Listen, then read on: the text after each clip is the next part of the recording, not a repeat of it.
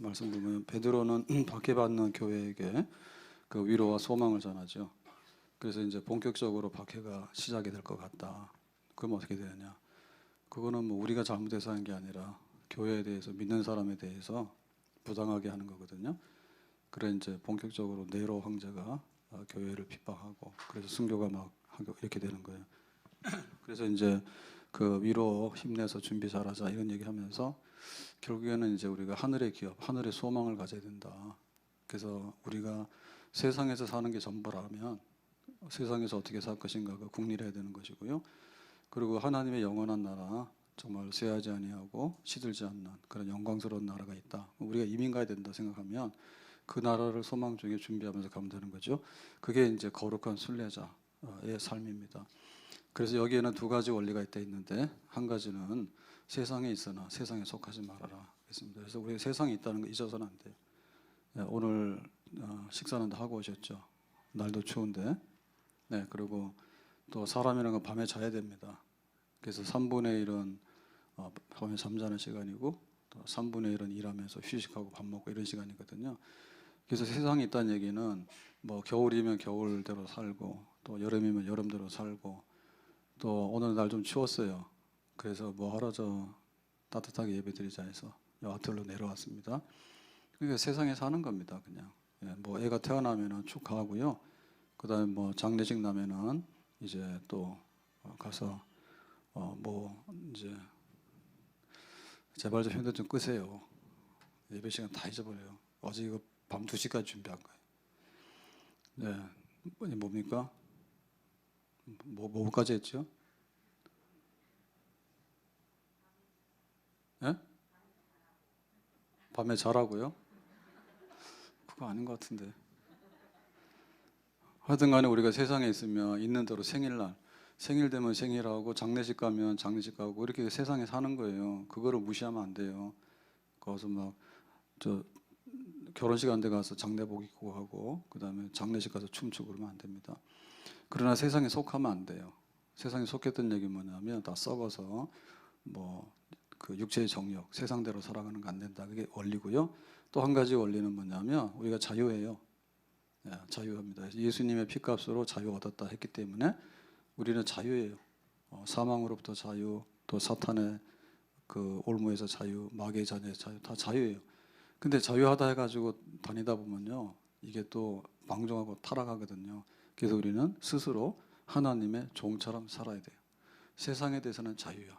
그러나 나는 하나님 앞에 종이야. 그래서 하나님 앞에 종으로 산다는 얘기 뭐냐면 이 세상 사람들을 다 이렇게 우리 위로 봐야 돼요.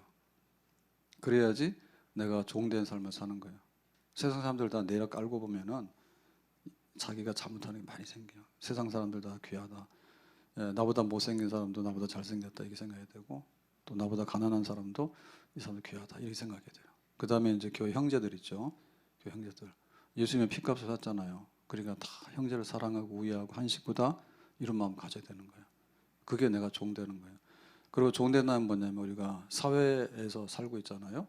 대한민국이라는 나라에서 축구가 졌습니다. 네.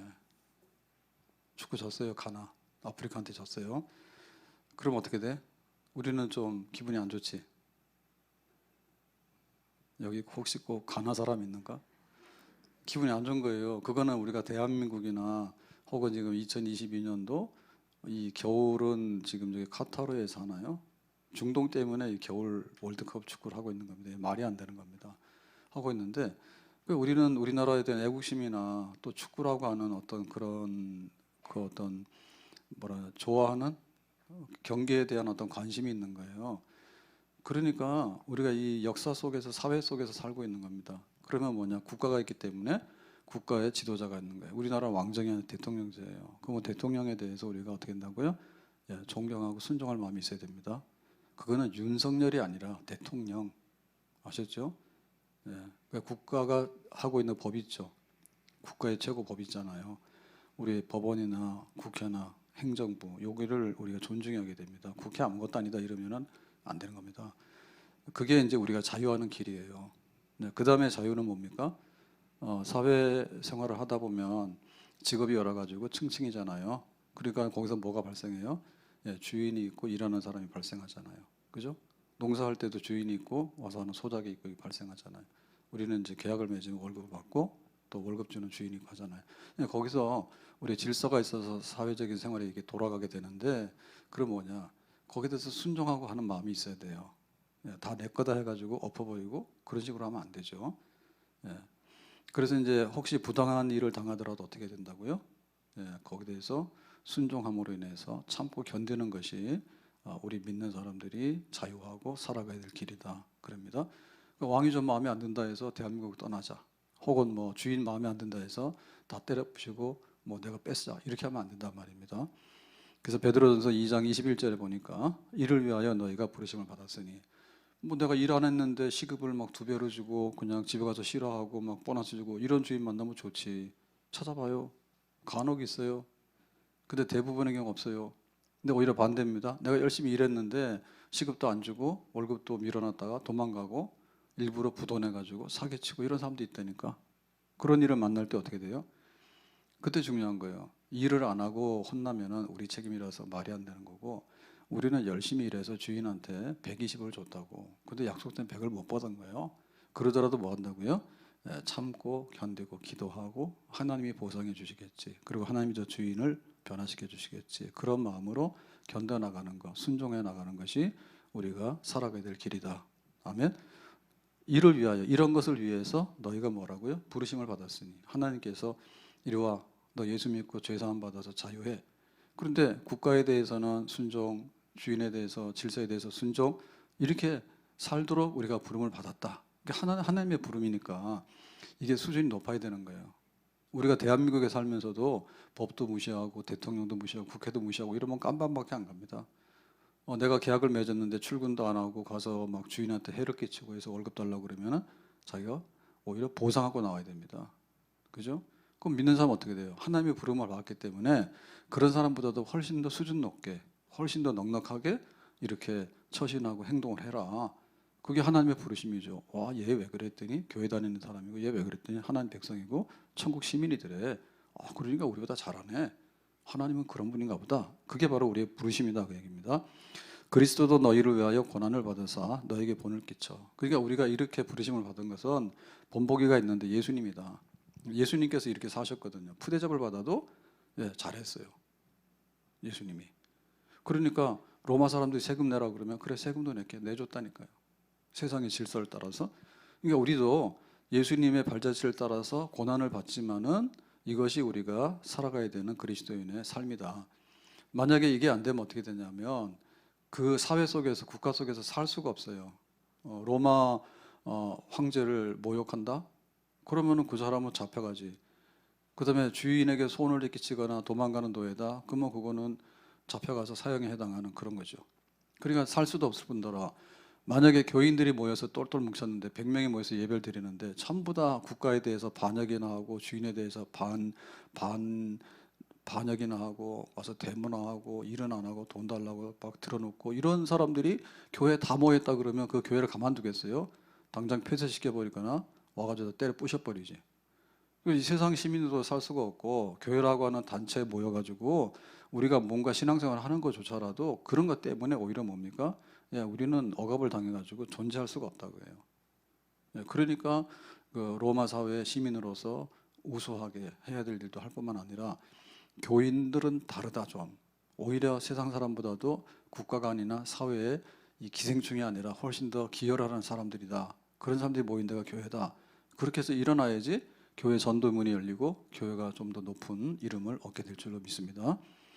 자, 3장 1절로 가서 이렇게 말하죠. 아내들아 이와 같이 자기 남편에게 순종하라 했어요. 그러니까 순종이 3번 나오죠. 권력 잡을 왕에게 순종해라, 주인에게 순종해라. 그다음 뭐요? 아내들은 남편에게 순종하라. 그러니까 가정의 질서를 얘기하는 겁니다. 첫 번째는 국가 질서고요, 두 번째는 사회 질서고요, 세 번째 가정의 질서인 거예요. 그러니까 가정이나 사회나 국가는 한 묶음이에요.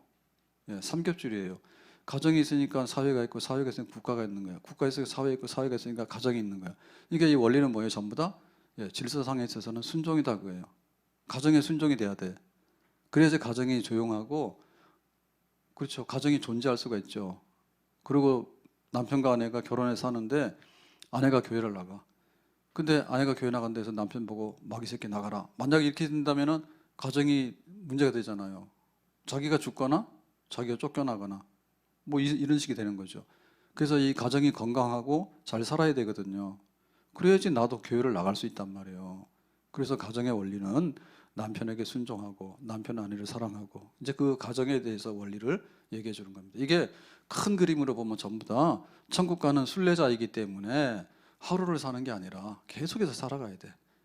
결국에는 이 세상에서 살면서 이 세상을 거쳐가지고 하나님 나라까지 가야 돼. 그러니까는 큰 안목으로 보면 순례자의 삶에 있어서 새로운 삶에 대한 질서, 순례자로 살면서 하나님 백성이 됐기 때문에 가정에서는 어떻게 처신하고 사회에서는 어떻게 처신하고 국가에 대해서는 어떻게 처신해야 될 건가 그 큰 그림. 비록 박해가 오더라도 이렇게 살아가야 되는 것이 박해를 이기는 길이고 교회를 보존하고 또 전도의 문을 여는 길이다. 이제 그렇게 보는 거죠. 그래서 이제 가정에 대해서 얘기를 하는 거예요. 그러면 이제 아내들아 이와 같이 자기 남편에게 순종하고 이런 얘기는 베드로가 쓰고 있지만 베드로가 말하기 전에 이미 그 당시에 로마 시대를 살고 있는 사람들에게는 가정의 일반적인 질서예요. 그 너무나 상식적인 거예요. 예, 아내가 남편에게 순종하고가 성경을 떠나서 그냥 뭐 교회를 떠나서 그냥 당시 사람들 가정에서는 전부 다 질서 개념은 뭐냐면 아내가 남편에게 순종이지. 아내가 남편 위에 군림하는 게 아니라 간단하게 얘기하면 굉장히 상식적인 얘기예요. 네, 그거를 이제 베드로가 우리도 그렇다 얘기죠. 만약에 교회를 다닌다는데 아내는 남편의 머리가 되고 이런 식으로 성경에 써가지고 이렇게 하라라고 했으면 뭐가 됩니까? 당장에 세상하고 전혀 반대로 뒤집어져가지고 쟤네들이 뭐 하는 거지? 그럴 뿐만 아니라 남편이 아내에 대해서 뭐라 했어요? 네가 예수 믿었어? 근데 네가 지금 머리가 돼서 갑자기 그럼 뭐 교회 가라 하겠어? 가지 마라 했어요. 당장 교회 가지 말아죠. 그리고 싸우겠죠. 그럼 누가 이겨요? 남자가 힘이 세면 패버리겠지. 그죠? 그런 식이 오잖아요. 그러니까는 두말할 것도 없이 아내가 순종하는 건 맞는 거다라고 바울도 베드로도 얘기를 하는 겁니다. 우선에는. 그래서 그 당시에 이제 그 아내가 순종한다라고 하는 것은요 헬라 시대니까요. 그때 유명한 작가이고 윤리 사상가인 플루타크라고 하는 사람이 있는데 이 사람이 남긴 그 글 중에 보면요 신부와 신랑에게 주는 조언, 뭐 예를 들면 주례사 같은 거 있죠. 예? 그런 그 말 중에 이렇게 돼 있습니다. 여자들도 마찬가지다. 그들이 자기 남편에게 복종한다면 칭찬을 받을 것이다. 하지만 그들이 통제권을 가지고자 한다면 이제 아내가 머리가 되는 거죠. 그 통제의 대상보다 남편보다 더 초라한 모습을 드러낸다. 그러니까 남편은 머리가 되고 아내는 순종하는 위치다. 그거 거꾸로 되면 안 된다 얘기입니다. 그리고 통제권은 남자가 여자에게 발휘하는데 그러니까 이제 머리됨에 대한 그 통제권, 질서 개념은 남자가 남편이 아내에게 이렇게 행사하게 되는데 주인이 자기 소유물을 통제하는 것처럼 하는 것이 아니라 소유물이라는 얘기는 뭐냐면 갖다 던질 수도 있고 버릴 수도 있고 밟을 수도 있고 이게 비인격적으로 대하는 거예요. 그러니까 이제 남편이 아내의 그 머리가 된다는 얘기는 아내를 물건 취급하듯이 비인격적으로 막 대하는 게 아니고 영혼이 육체를 제어하듯이. 그러니까 우리는 영과 육이 있잖아요. 그러면 그 육체보다는 영혼이 좀 더 이렇게 영적이고 상위적인 개념이죠. 그럼 영혼이 어떻게 돼요? 육체를 살살살살 다스리고 제어해야 되잖아요. 만약에 육체가 영혼을 제어하면 어떻게 됩니까? 그냥 술독이 빠지거나 뭐 정신이 이상해지겠죠. 근데 영혼, 정신이 우리의 몸, 육체를 잘 다스리잖아요. 좀 흥분했냐? 좀 흥분하지 마라. 배고프냐? 좀 참아라.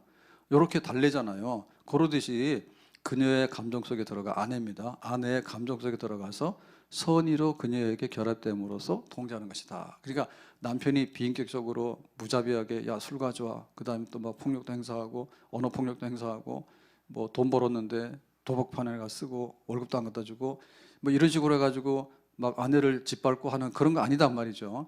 이게 이제 헬라 시대에 그 아내가 남편을 순종해야 되는데 남편이 아내의 머리 돼서 질서로 가정을 다스릴 때 모습이 이런 거다.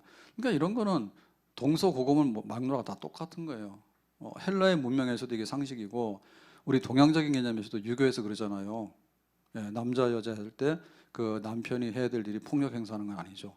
또 아내가 해야 될 일이 남편 머리에 올라가서 너는 저리 가라 내가 마음대로 다 한다. 그런 건 아니죠. 상식적인 겁니다. 자, 그런데 지금 베드로는 뭐예요? 성경에서 하나님 말씀을 쓰고 있잖아요. 이와 같이 자기 남편에게 순종하라 이겁니다. 이와 같이. 그럼 요거는 이제 기독교적이고 이제 성경적인 얘기를 하고 싶은 거죠. 그러니까 요거는 여기다가 독특한 맛을 치는 거예요. 부모를 공경하라. 공자도 그랬단 말이에요. 그러면 성경도 뭐예요? 오경명의 부모를 공경하라죠. 근데 나중 가서 보면 약간 내용이 다르죠. 부모를 공경하라. 여기는 주 안에서 공경하라 했고 여기는 그냥 부모가 맹목적으로 공경의 대상이 되잖아요. 그럼 나중에 뭐예요? 부모 우상이 되죠.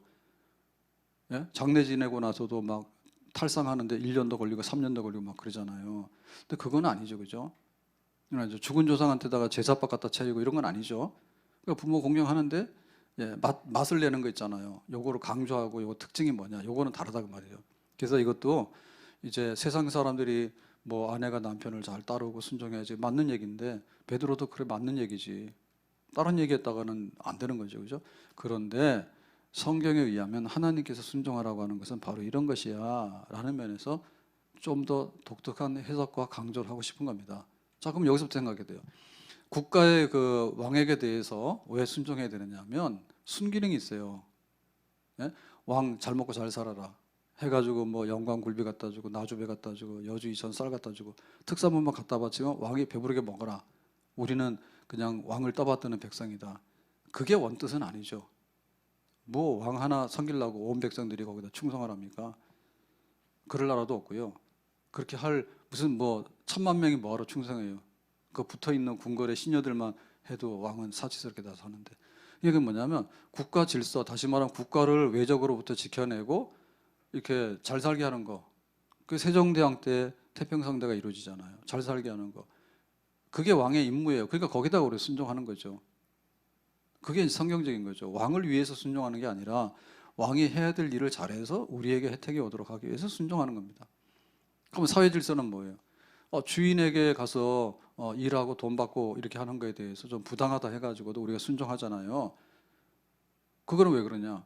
그렇게 함으로 인해서 그 주인을 감동시키는 겁니다. 우리가 가서 돈 안 줬어? 그러면 가서 패가지고 돈을 뺏어오나요? 그런 게 아니죠. 감동을 줘서 결국에는 하나님이 보상하거나 주인이 나중에 찾아와서 보상하거나 하는 그런 방식으로 우리가 찾는 거. 그게 이제 하나님의 뜻이죠. 뭐 주인 무서워서 부들부들 떨고 나는 노예니까 뜻대로 하옵소서 그런 건 아니라고 합니다. 하나님을 바라보면서 내가 하나님을 대하듯이 하면 주인이 반드시 하나님을 통해서 뭔가 우리에게 새로운 은혜를 주실 것이다. 그렇게 하는 거죠. 그럼 뭐 가정도 뭡니까? 가정도 아내가 남편에게 순종을 하게 되면 이로 인해서 뭐가 된다고요? 남편이 어떻게 되겠어요? 남편이 너무너무 순종을 잘하면 남편이 어떻게 되겠어요? 아내가 하면 남편이 어떻게 되겠어요? 너 이혼하자 하겠어요? 그러면 교회를 가지 말아 하겠어요? 결국에는 너무 고마워 잘 살자. 나를 버리고 떠나지 마라. 교회는 열심히 가서 나를 위해 기도해라. 그래서 자기도 나중에 불리하면 뭐예요? 남자들 늙고 병들면 진짜 굶어 죽어요. 그러니까 이제 치맛자락 잡고 나도 교회 가게 해달라. 그러면 그냥 데리고 오면 되는 거예요. 싫으면 너 혼자 있어라. 나 혼자 갈게. 그것이 하나님의 뜻이 거기 들어있기 때문에 이제 세상의 질서가 그렇기 때문에 그냥 꾸역꾸역 순종하는 게 아니라 왕을 섬기는 거는 하나님이 어떻게 공의로운 세상에 복지를 줄 것인가 그거를 바라보고 왕에 순종하는 거고 주인에게 순종하는 것은 이 사회 질서가 무너지게 되고 폭력이 행사하게 되면 엉망이 되기 때문에 우리가 질서를 지켜주면서 하나님의 축복이 또 주인을 통해서 우리의 경제활동 현장을 통해서 나타나도록 바라는 거고 가정의 질서가 남편에게 순종하는데 남편이 무서워서 부들부들 떨어서 내가 거기서 밥 얻어먹고 살기 위해서 막 이렇게 노예처럼 하는 거 아니라고 말이에요. 하나님을 섬기듯이 이렇게 순종을 하게 되면 남편이 구원을 받는다고. 남편이 구원받는다고. 그리고 참 교회에 대해서 좋은 얘기를 하게 되는 거예요. 처음에 교회 나갈 때는 반대하고 막 욕했다니까요. 미쳐가지고 교회 나간다고 그러고 막 저러냐 그러고 막 못마땅히 얘기했잖아. 너무 잘하는 거예요. 그게 뭐예요? 교회 가라 하죠. 오전에 카페들이 다 유행합니다. 그러면 가가지고 뭐 브런치 하는 데 가서 하면 몇만 원 씁니다. 거기 가서 뭐 하겠어요? 이거 하잖아요. 이거 하면 뭐예요? 남편이 흠담하잖아. 그럼 뭐예요? 친구 남편은 잘 됐는데 그럼 집에 와서 뭡니까? 바가지 긁어요. 대부분의 경우가. 근데 교회 와서 예배 드리고 기도하고 하면 뭐예요? 오늘 남편한테 가서 잘해줘야 되겠다. 오늘 남편하고 가서 붙어 싸워야 되겠다. 어떤 게 생각이 납니까? 수요 배우고 나면. 이갑순 권사님은 무슨 생각이 나요? 윤 집사님이 예, 머리가 많이 빠지셨더라고. 머리 나도록 기도해주고, 예, 이렇게 머리가 빠지도록 나를 위해서 이렇게 얼마나 힘이 들었으면 머리카락가 빠질까. 가 좋은 말 많이 하세요. 네, 알아요. 남편이 처음에 고생시켰다 그 얘기 하지 말고, 그때가 문제가 아니라 지금 얼마나 잘하고 있는가 그 생각하셔야지. 교회로 왔다가 뭐예요? 좋아지는 거 아니에요. 그리고 남편이 뭐라고 했어요? 제발 좀 교회 가라겠지. 그래, 말 안 듣는 여자들은요, 남편은 교회 가라는데요, 자꾸 카페를 가서 앉아있네? 아니면 집에서 그냥 빈둥빈둥거리고 가서 운동한다 해요. 아, 운동해가지고 힘써가지고 남편한테 이길라 하지 잘하려 하겠어. 너무 운동을 열심히 해가 남편보다 힘이 세졌어. 가서 뭐라 했어요? 야, 나와 싸워보자 이럴 거 아니야. 그러니까 운동도 하고 가서 카페 가서 차도 마시고 즐거운 시간 갔는데, 진짜 잘하려고 그러면은 와서 하나님께 은혜를 받아가지고 내가 남편 잘 섬겨서 어떻게 해봐야 되겠다 기도하고 그런 마음이 생기는 것이 최고지, 그죠? 아멘. 그러니까 집에 있는 주부는 할 수만 있으면 영상 예배도 다 드리시지만은 현장 와서 예배 드리고, 남편은 뭐예요? 할 수만 있으면 야, 오늘 브런치 가서 3만 원짜리 먹고 즐겁게 해. 이 좋은 남편입니다. 찔러주는 거잖아. 오늘 브런치 가서 친구하고 좋은 시간 가져라. 저는 그래요. 근데 더 좋은 남편은 뭐냐면 교회 가자 해서 교회 나와요. 저는 더 좋은 남편이에요. 강제로 오늘 교회 가자 해가지고 사모님 교회 안 가면 어디가? 차 타고 오는 거지. 그렇고 그런 거지. 그렇게 이제 순종하는 것이 그런 거죠. 좋은 뜻으로. 그러니까 남편이 불신자이고 이교도이고, 근데 왜 네가 갑자기 교회를 나가가지고 우리 집안에 냉기가 돌고 막 기도를 하지 않는가, 주일날 교회를 가야 된다 하지 않는가, 왜 이러냐고 막 날뛸 겁니다, 남편이. 처음에는 다 안 믿었으니까. 거기에 대해서 막 불만이 생기고 막 이런 갈등이 생기고, 나중에 영적 갈등이 생기니까 그야말로 마귀짓을 막 하잖아요. 그 둘이 붙어 싸우면 어떻게 됩니까? 거기서 수습이 안 되면 가정이 깨지거나 아주 어려운 일들이 발생하게 될 거예요. 그러면 이거를 수습을 못하게 되면 남편이 폭력을 행사하면 아내가 맞을 수밖에 없어. 아내가 격투기 선수 출신인가? 세게 부딪히면은 말로나 육신적으로나 당할 수가 없잖아요. 그리고 사회적인 분위기가 응원 안 해줘요. 지금은 뭐 여성에 대한 권리가 있고 뭐 가정 폭력이면 뭐 신고하면 보호하고 있지만은, 보호는 무슨 보호야? 기분 나쁘면 가서 뭐 가정 보호해가지고 접근 금지하더라도 가서 칼 들고 죽이고 막 하더만. 지금도. 그러니까 그런 일을 받게 되잖아요. 그 갈등을 수습 못하게 되면. 뿐만 아니라 또 뭐 합니까? 내가 신앙을 버릴 수도 있어요. 남편이 너무 저렇게 세게 나오고 아주 안 되게 막 나오니까, 아이 뭐 교회나 가고 싶은데 하나님이고 뭐고 내가 살고 봐야 되겠다 해서 아예 교회를 버리고 등지는 경우 있잖아요. 둘 다 안 되는 거예요. 예? 남편하고 가정에서 문제가 생겨가지고 내가 신앙을 포기해야 될까? 이거 안 되는 거예요. 근데 그렇다 해가지고 그냥 또 해결 안 된 상태에서 계속 부딪히다 보면 언어 폭력이나 물리적인 폭력이나 갈등이나 이런 게 심해지니까 손해는 너무 심해지는 거예요. 그러니까 해결하고 나가야 되겠죠. 그 해결의 원리가 지금 아내는 남편에게 순종하는데, 세상 사람들이 하는 거하고 다른 식으로 순종을 해가지고 더 뛰어나게 순종을 해가지고 아예 남편 자체가 감동받아 버려가지고 나도 교회 좀 데리고 나와라, 나도 예수 믿겠다 따라 나오게 만드는 거, 그거를 하도록 하라 이 얘기입니다. 아멘. 지금 우리는 이 생활 하고 있어요. 지금 현재로. 무슨 얘기인지 아시겠죠? 이게 성경 얘기가 아니라 지금 우리 얘기죠. 대부분의 경우. 교회를 안 나오는 경우는 여기에 해당하는 것이고, 교회를 나오더라도 너무 차이가 많잖아요. 이거 해결해야 될 문제잖아요. 이거는 천국 가는 날까지 앞으로도 계속해서 해결해야 될 거예요. 계속해서 해결해야 될 문제예요. 자, 그럼 어떻게 할까? 1절에 보니까 이와 같이 자기 남편에게 순종하는데, 이는 혹 말씀을 순종하지 않는 자라도 말로 말미암지 않고 그 안에 행실로 말미암아. 여기 말미암아 그랬는데, 말미암아라는 얘기는 수단입니다. 수단. 그러니까는 이제 말로 하지 않고 행실로 해서 구원을 받게 하려 함이니 그랬죠. 그래서 순종하는 것의 핵심 포인트 첫 번째는 뭐라고요? 말이 아니라 행실이다. 따라서 합시다. 말이 아니라 행실이다. 말은 뭐냐면 말로 남편을 감화감동시키려는 거예요. 말로 남편을 이기려는 거예요. 비교적 여자들이 말을 조금 잘하고 그런 편이에요. 그래서 이런 방식으로 많이 시도해요. 근데 이건 뭐 아주 남편이 성인 공자가 돼가지고 아내가 한마디 하면은 알아들어서 착 변하고 되는데 대부분 그런 남자들은 없어요. 남자들은 좀 힘이 센데 좀 무식하고 좀 완악하고 자존심이 있어가지고 아내가 바른 말하면 더 안 들어요. 그런 기질이 있어요. 당나귀 기질이 있어요. 그러니까 말 가지고 안 된다니까요. 그러니까 뭐냐면 결국에 아무리 천사의 말을 하더라도 잔소리나 입술의 잔치요.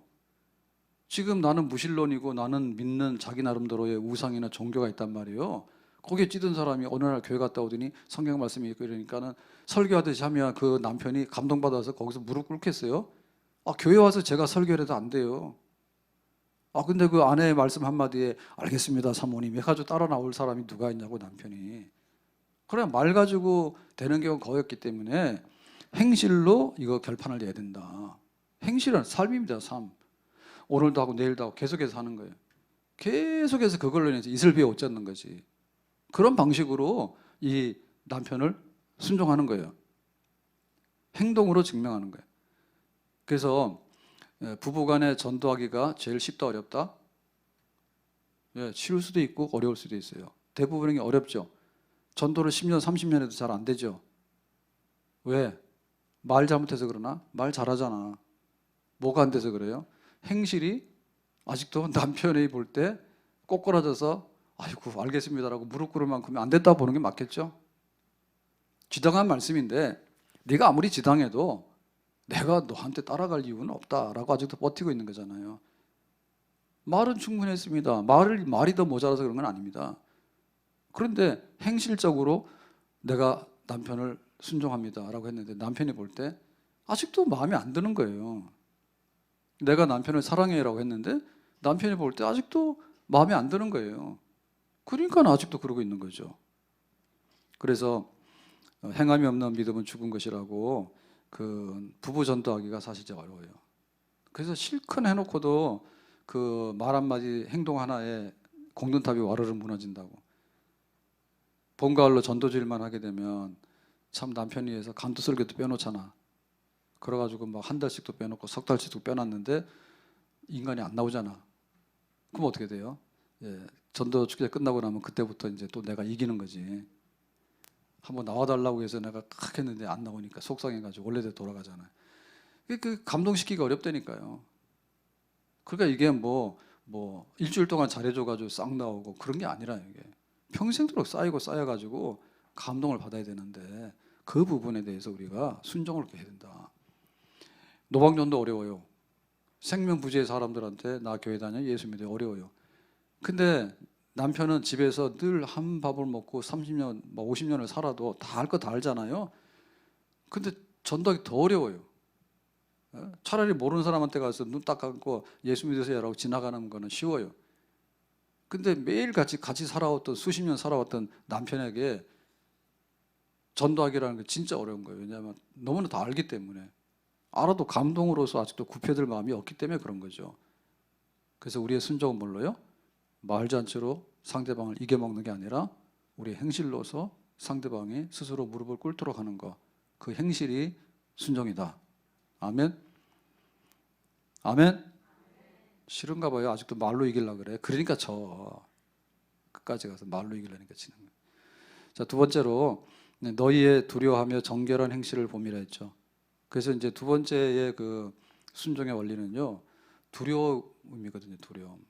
그러니까 조심성 내지는 이렇게 두려워하는 게 있는데 남편에게 순종할 때 남편을 막대하면은 순종이 안 나오겠죠. 예, 좀 존경하는 마음이나 또 이렇게 두려워하는 마음이 있어야 되잖아요. 근데 이 두려움은 사실은 남편에 대한 두려움이 아니고요. 하나님에 대한 두려움입니다. 우리가 왕을 볼 때 왜 순종하느냐 하면 뭐 왕이 나한테 잘해줘서 그래요?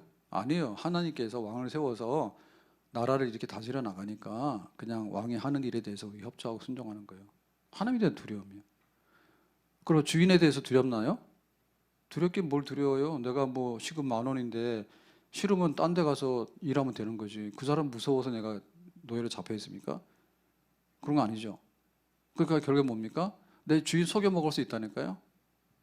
아, 주인 속이는 거 쉽지 뭐 그래.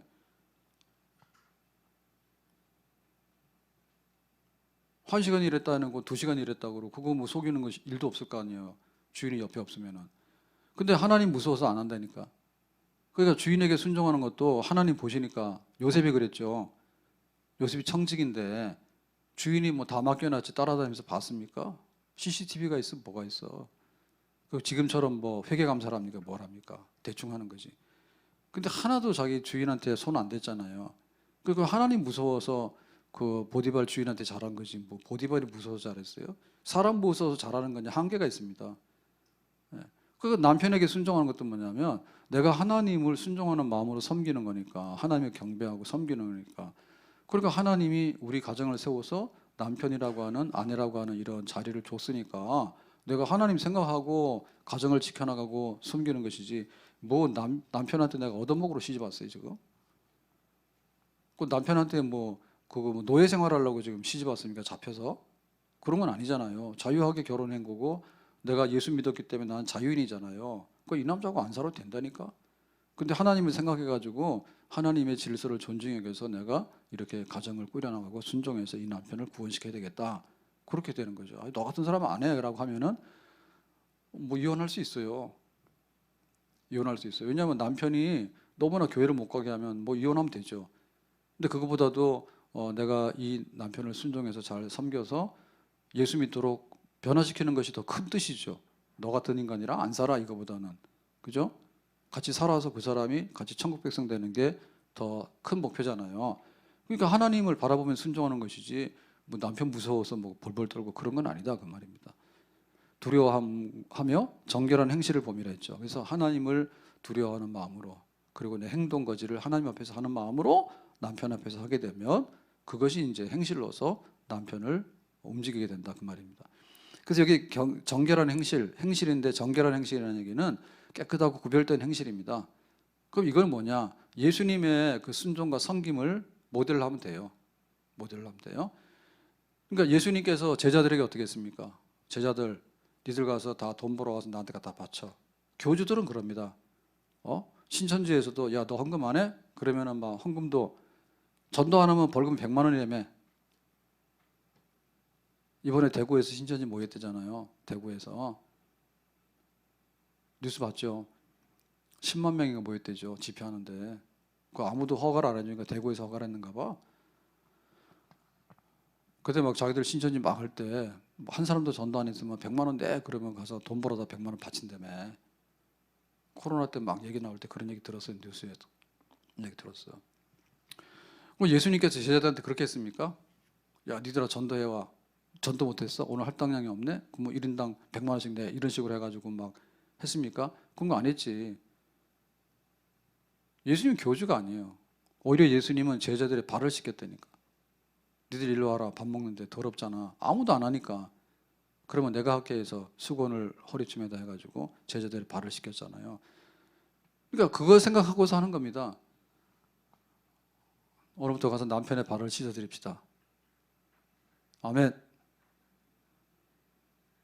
그러니까 말로 이기려고 아주 작정을 해가지고 남편의 발을 씻어드려야 되는데 그때 이 더러운 발을 내가 왜 씻기냐 할 때 진짜는 가서 하지 마세요. 지발 지가 씻지 왜 내가 씻겨주냐. 근데 만약에 발 씻어라라고 얘기를 하게 되면 발 씻겨주라고. 근데 뭐라 했어요? 이거는 예수님 발 이런 식으로 생각하고 씻겨드리라고. 이 남자 무서워서 내가 씻겨주는 것도 아니고 뭐 얻어먹으려고 씻겨주는 것도 아니고. 예수님께서도 제자들의 발을 씻겼는데 근데 그 제자 중에 발을 씻겼더니 뭐 했습니까? 가룟 유다가 예수님 팔아먹었잖아요. 은삼십에. 예수님 그거 알았어요? 몰랐어요? 알았어요. 그냥 알아도 쏟고 하는 거예요. 그게 예수님의 순종이고 정결한 행실인 거예요. 그래서 요거 우리가 볼 때 신앙생활은 부부생활하고 비슷하다라고 얘기를 했거든요. 부부생활하고 비슷하다. 그러니까 그 남편 그 우리 여자분들이 신앙생활 잘해 교회 와서 보면 뭐 6대4, 7대3 우리 교회 처음에는 5대5였습니다. 근데 6대4, 7대3 요새는 한 8대2다. 남자들은 주일날도 일하러 가는지 집에서 그냥 드러나 자는지 모르겠는데 불쌍해요. 근데 여성들이 많거든요. 여성들이 많은데 왜 여성들이 신앙생활을 잘할까라고 할 때 하나님과의 관계가 좋으니까 신앙생활 잘하는 것 같아요. 남자들은 이게 좀 영적으로 좀 모자래. 그래서 하나님과의 관계가 안 되니까 부부간의 관계도 잘 못하는 것 같아. 여자들은 눈치가 빠르고 잘 상황에 맞게끔 하는 경우가 대부분이잖아요. 미련둥이도 있어요. 근데 대부분 다 그렇게 하거든요. 남자들은 영적으로 뭐가 좀 멍텅이야. 하나님과 이 관계가 멍텅인 거야. 그래가지고는 지 잘난 줄만 알지 힘만 쓸 줄 알지 하나님 제가 잘못했습니다. 앞으로 충성하겠습니다. 잘할게요. 이런 걸 안 하는 거예요. 근데 우리는 교회 와서 신앙생활 하면서 그거를 매일같이 하죠. 연습을. 그래서 간혹가다 하나님인지 남편인지 우리가 혼동하죠. 내가 이 남자한테 왜 잘하는지 모르지만 하나님께 하던 습관이 돼가지고 하는 거야. 뭐 오늘 한 얘기는 무슨 얘기인지 잘 모르겠어요. 사실 그래요. 그러니까 교회가 여성 분위기가 아닙니다. 교회가 저거였어요. 제가 신학 간다니까 걱정을 했는데 힘들다. 그 다음에 여자 구덩이인데 어떻게 할래? 딱 그 두 마디 들었어요. 힘드는 거 진짜 힘든 것 같아. 굉장히 편한 것도 있어요. 뭐라고 말 안 해요. 근데 어제 뭐 제가 가지고 설교 준비가 늦어가지고 선동 목사님도 쫄르더라고. PPT 언제 띄우냐 그래. 그래서 내가 오늘은 너무 늦었으니까 자고 아침에 봐라 그랬어요. 늦게 해가지고 한 밤 2시나 끝났어. 근데 어떨 때 보면 편해요. 그러거든요. 주일날 설교 한 번만 하면 되는데 얼마나 세상에 이게 편한 일이냐 하는데 그러면은 밤 1시고 2시고 안 되면 수요 예배 나올 수 있어 없어? 못 나오잖아요. 시키면 되지. 근데 양심 편하지가 않잖아요. 담임 목사 돼가지고 수요일 예배 인도할 사람이 무슨 뭐 개인적인 일로 해놔가지고 내가 못했으니까 가서 대신하라고. 말이 될 일이냐고 내가 편하냐고. 못하지. 그러니까 이게 편한 게 아니라 오히려 더 하나님 때문에 힘들다니까. 그런 면도 있어요. 그러니까 교회가 왜 여자 천지냐면은 하나님이 여성이 아니에요. 하나님을 섬기고 의지하고 순종하고라고 하는 것은 영적인 사람들이 하는 일인데 여성들이 영적으로 많이 발달되고 훈련을 많이 받아서 그런 거예요. 남자들은 직장 가가지고 스트레스 받고 일하는 데만 훈련이 되지 영적으로 훈련하면 안 하는 거예요. 누구 손해요? 자기 손해예요. 결국 가정 손해예요. 그 신앙 좀 살라고 하면 애들 보고 교회 가지 말라고. 아내가 좀 부흥해가지고 열심히 나가서 남편이 위해서 기도하라고 그러면 교회 가지 말라고. 교회 가지 말라고 가서 카페 가서 돈 쓰거나 카페는 괜찮습니다. 백화점 가서 사면 끄는 뭐예요? 몇십만 원이요. 야? 집에 앉아가지고 막 인터넷 홈쇼핑 몇 개 끊어버리면 하루 사이에 몇백만 날아가는 거예요. 남자들이 멍청한 거예요. 그거 하라는 거예요? 안 해보고. 제발 좀 돈 쓰지 말고 교회 가서 오전 기도회 있지, 오후 기도회 있지, 그것만 해가지고 좀 해라. 그건 남편이 얼마나 좋겠어. 그게 영성의 문제라니까. 이게 정결한 행실이라는 얘기는 뭐 여성이기 때문에 내가 하고 그런 뜻이 아닙니다. 그냥 하나님 섬기듯이 하는 정결한 행실. 예수님께서 그렇게 섬겼기 때문에 우리도 그렇게 섬기는 거죠. 이게 뭐냐면 자기의 주장이나 특권을 내려놓는 거예요. 예수님께서 제자들한테 야 니들 나하고 같이 있으면은 돈 내. 세상에 공짜가 어디 있습니까? 커피 마시러 갔을 때 앉아 있으면 안 되잖아요. 다 시켜야 되죠. 눈치 보이잖아요. 안 그러면 막 나가라잖아요. 좀 잘 되는 카페는 그런데요. 우리 카페에서는 1시간밖에 못 앉아 있어요. 들어오려면 들어오고 나가려면. 1시간 되면 땡해서 나가야 되는 거예요. 자리 비키라고. 그러니까 이게 권리예요, 권리. 그러니까 예수님은 권리를 행사한 게 아니라 사실은 섬김이라고 하는 또 다른 것만 행사한 거예요. 제자들이 발 씻게 되는데 예수님 발 씻기는데 할 이유가 없잖아요. 의무가 아니잖아요. 근데 하잖아요. 특권은 뭡니까? 야, 니들이 나한테 배웠잖아. 그러니까 수강료 내. 니들이 내 덕에 먹고 살았잖아. 그러니까 돈 내. 막 그런 거 아닙니까? 그죠? 그런 거 안 하는 거지. 그러니까 순전히 뭡니까? 자기 권리는 내려놓고 내가 상대방을 이롭게 하기 위해서 해야 될 일이 뭔가 그거만 한 거죠. 그래서 남편 순종한다는 얘기는 뭐냐면 내 권리 굉장히 많죠. 권리 굉장히 많죠. 할 말 굉장히 많잖아요. 근데 다 내려놓고 내가 어떻게 하면 남편이 좋게 될까? 어떻게 하면 우리 가정이 잘 될까? 어떻게 하면 영적으로 하나님 백성이 될까? 어떻게 하면 하나님의 축복을 받는 가정이 될까? 이거를 위해서 내가 발을 씻기고 밑바닥에 가서 할 수 있는 종처럼 스스로 종이 돼서 그게 남편에 대한 순종으로 나타나게 되는 것입니다. 아멘? 그러니까 남편 보고 하는 거 아니라는 거 아시겠죠? 그죠? 나 예수님처럼 사는 여자야. 수준이 엄청 높습니다. 예? 수준이 엄청 높으니까 예수님처럼 살기 때문에 하는 것이지 이게 세상의 교양 가지고 되는 게 아니에요. 세상의 교양이라는 것은요. 결국에 자기 잘났다는 것밖에는 표시를 못해요. 여자가 많이 배우면 뭐예요? 나 잘났다는 건데 그럼 남편이 뭐예요? 남편이 찌그러드는 거예요. 나 잘났으니까 그건 내 자존심 세워달라잖아요. 내 자존심 세우는 뭐예요? 상대방의 자존심이 무너지는 거예요. 그러면 안 되는 거지. 그래서 왜 교육을 많이 하고 그 다음에 생활 수준이 높아지고 GNP가 높아졌고 한데 왜 가정이 어려워져서 전부 다 이혼이냐? 왜인지 아시겠죠? 돈 가지고 해결 안 되니까요. 이거는 교양이나 학력 가지고 해결이 되는 게 아닌 거예요. 그러니까 자꾸만 조건으로 맞춰서 자꾸만 꾸역꾸역 맞춰서 살아가는 거예요. 좀 더 안전하기 위해서. 그러면 서로 이해하고 조건을 만들. 아무리 많은 조건을 만들어도 그 조건은 조건을 발생시키고 또 다른 특수한 조건을 발생시키는 거예요. 그래가지고 남자가 어느 날 가서 막 이상한 여자 하나 만났어. 그러면 모든 조건이 다 무효야. 아, 나 이 여자 저 여자 그래 좋아 그래 보면은 지금까지 했던 건 다 엎어버린 거야. 그리고 무슨 일이 생기잖아요. 가정에 내가 사고가 나서 장애가 됐어. 혹은 내가 뭐 일을 잘못해서 사업이 망해서 경제적으로 파산했어. 그건 뭐예요? 모든 조건이 다 무너지는 거예요. 그걸 못 사는 거죠. 그래서 조건이 아니라 내 특권이 아니라 내가 일방적으로 내가 섬기기 위해서 하는 예수님의 행동이 있잖아요. 그것만 생각하면 항상 남편을 인정하고 가정의 질서를 높일 수 있는 그런 생활에 이르게 되는 것이죠. 아멘. 이것이 이제 그 로마 사회의 그 아내들이 남편에게 순종하라고 하는 일반 얘기보다도 훨씬 더 하나님을 바라보면서 예수님의 모델을 바라보면서 순종해 나가는 이와 같이라고 하는 얘기는 성경적으로 우리는 기독교는 이렇게 하는 거야. 비슷한 것 같이 달라. 아멘. 비슷한 것 같이 달라. 부모 공경하는데 어떻게 됩니까? 비슷한 것 같죠? 달라. 어떻게 달라요? 공자 맹자보다도 훨씬 더 부모 공경 잘해. 아멘. 그렇게 하는 거죠. 자, 그러면 이제 3절에 그 당시에 이제 사람들하고 비교해서 차이점을 말합니다. 3절. 너희의 단장은 아내는 꾸며야 됩니다. 그래서 집에 가서 오늘부터 열심히 꾸밉시다. 누구를 위해서요? 남편을 위해서. 아셨어요? 아니 가서 일부러 막 이렇게 돈 내서 막 꾸미는 게 아니라 집에 좋은 옷 있어요, 없어요? 있으면은 남편 출근할 때나 퇴근할 때나 보여주세요. 쓸데없이 친구 만나는데 혹은 뭐 다른 남자 만나는데 가가지고 뭐 폐물 다 붙이고 나가서 좋은 옷 입고 나가서 보여주면 필요도 있지만은 집에서 좀 꾸미세요. 그 남편이 교회를 갔다 오더니 은혜 받았다는 말도 들어야 되지만 교회 갔다 오더니 패션 감각이 달라졌네. 이것도 들어야 돼. 아셨어요? 여기 왜 아멘으로 이렇게 아멘을 안 왔나? 아멘홀이 아니고 여기 아트호르구나. 요새 얘가 정신이 좀 오락가락합니다. 단장을 해야 됩니다. 머리를 꾸미고 금을 차고 아름다운 입는 외모를 하지 말고 그랬어요. 단장을 하긴 하는데 종류가 다른 겁니다.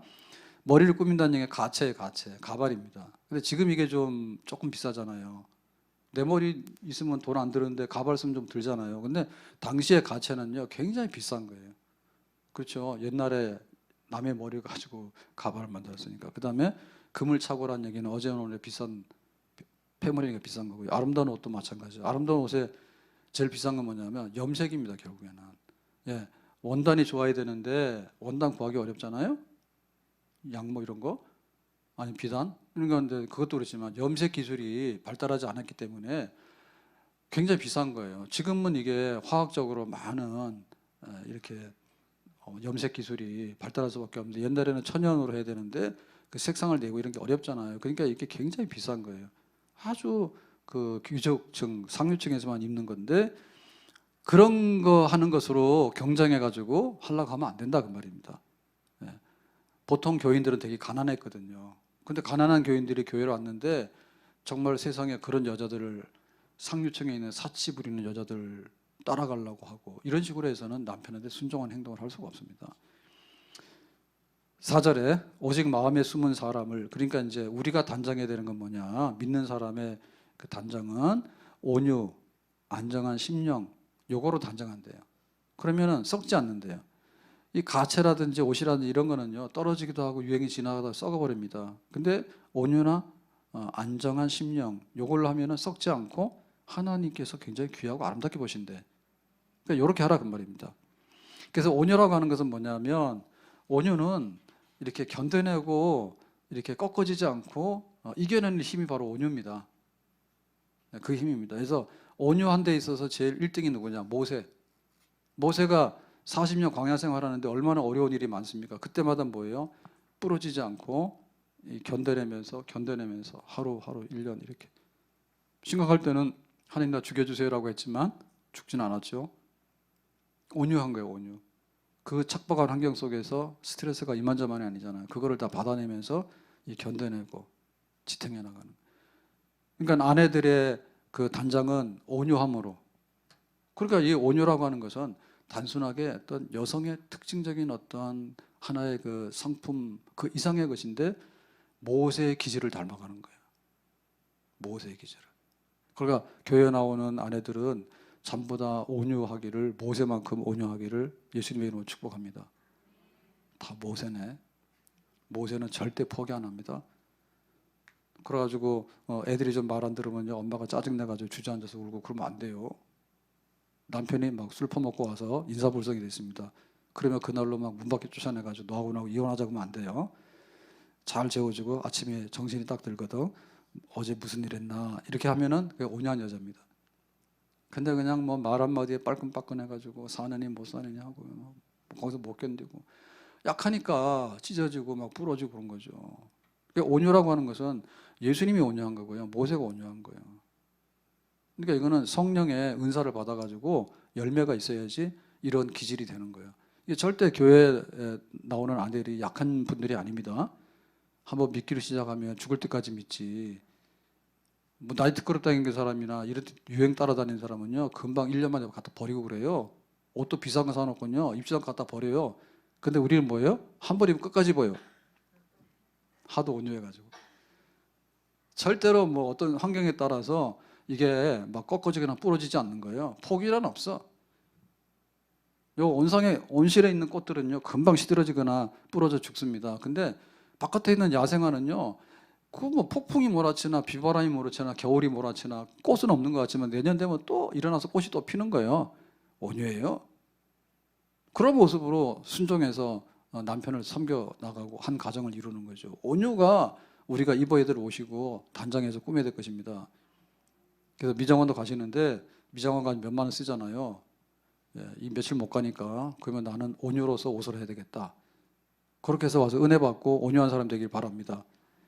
그게 머리를 풀렀다 말았다 풀었다 말았다 스트레이트다 빠마했다 막 해가지고 자꾸 찌지게 뽑고 하는데 온유하지 못해서 그래. 와서 은혜 좀 받으세요. 온유한 은혜를 받으세요.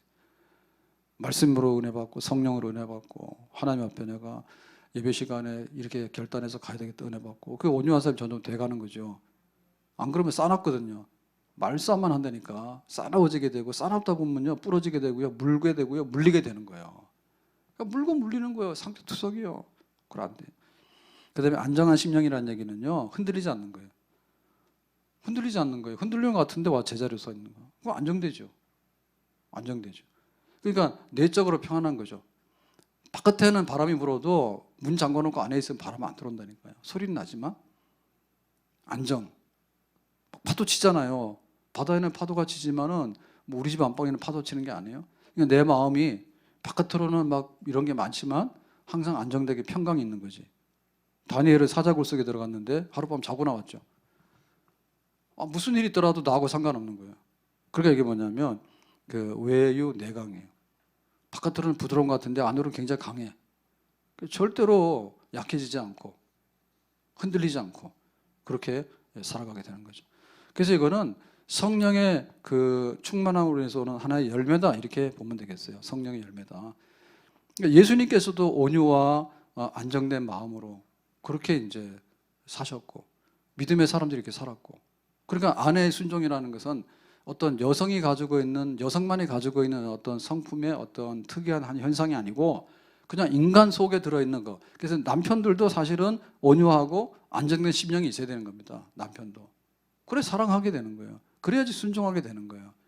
결국에는 우리 안에 있는 마음의 문제고 영혼의 문제입니다. 영혼의 문제. 내가 성령을 받아서 어떻게 내 속 사람이 변화되는가에 따라서 내 안에 온유와 안정된 심령으로 아내는 남편에게 순종하고 남편은 아내를 사랑하고 그렇게 살아가는 거죠. 영적인 작용들이 우리 안에서 얼마나 많이 일어났는가 그 문제입니다.